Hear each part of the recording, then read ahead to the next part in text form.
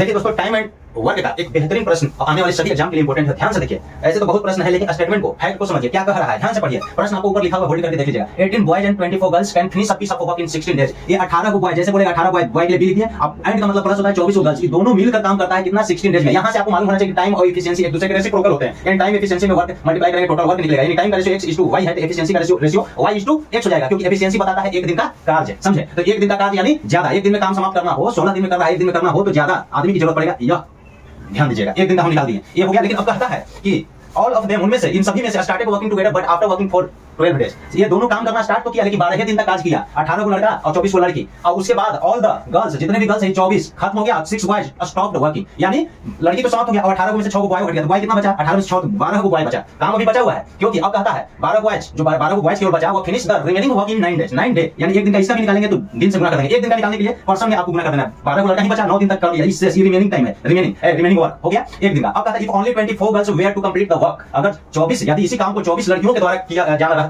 तो how many days would it take to finish the whole work, तब यह कितने दिनों में समाप्त होता है। अब ध्यान देना है दोस्तों कि 16 दिन में से 12 दिन तक किया तो रिमेनिंग वाला ये जो निकाले नहीं, रिमेनिंग यह किसके बराबर होना चाहिए, आपको ध्यान दीजिए। 4 दिन तो यहाँ 16 में से 12 घटाएंगे तो 4 दिन, यानी 18 को लड़का हुआ था और 24 को लड़कियां के लिए बच गया था 4 दिन, यानी 4 से यहाँ गुना करेंगे, यही रिमेनिंग। यहाँ 12 को लड़का 9 दिन में कर दिया रिमेनिंग को, यानी ये दोनों एक दूसरे के बराबर है। अब यहाँ से ही खेला होगा। 4 दिया यहाँ 12 और 9 से 3 में तो 27 बॉयज, यहाँ 18 बॉयज है और 24 गर्ल्स। अब यहाँ ध्यान दीजिए, यह इधर आएगा, लड़का को लड़का की तरफ और लड़की को लड़की की तरफ, लड़का इधर लाइए तो 9 बॉयज हो जाएगा, यहाँ पे बचेगा बराबर में 24 गर्ल्स। काटिएगा तो 3 बॉयज और यहाँ 8 या 24, 3 बॉयज और 8 गर्ल। अब ध्यान दीजिए, दोनों का रेशियो निकालना है, बॉय है और गर्ल्स है, तो बॉयज और गर्ल्स का रेशियो ऐसे लिख देते हैं। ध्यान दीजिए, अब बॉय में जिससे मल्टीप्लाई हुआ है वह गर्ल के सामने लिख दीजिए, और गर्ल में जिससे मल्टीप्लाई हुआ है वह बॉय। ये भी कैसे होता है आप जानते होंगे, ऊपर नीचे कीजिएगा ना, b/g कीजिए तो 8g आने के लिए 8 ऊपर रखना पड़ेगा और 3 नीचे, तो बॉय और गर्ल का रेशियो आएगा 8:3। अब क्या करेंगे, अब कुछ नहीं करेंगे, जहां जहां बॉय है वहां 8 बचाइए और जहां जहां गर्ल है वहां 3 बैठा दीजिए। अब कहता है कि 24 गर्ल्स के द्वारा काम करना है पूरा। अब यहां पे पुट करेंगे इस वैल्यू में, यही ना था, 18 को बॉय था तो बॉय के जब 18 गुने 8 कर दीजिए, प्लस 24 गर्ल्स यानी 24 गुने गर्ल्स है 3 की कैपेसिटी से हो गया। और ये दोनों में मल्टीप्लाई हुआ है किससे, 16 से। ई टोटल वर्क में हम भाग देंगे 24 को लड़की को सम्मिलित किया जा रहा है, 24 लड़की के द्वारा कराया जा रहा है, एक लड़की 3 की एफिशिएंसी से कर रहा है तो 3 से यहां मल्टीप्लाई कर देंगे। 18 से 8 में हो गया 100,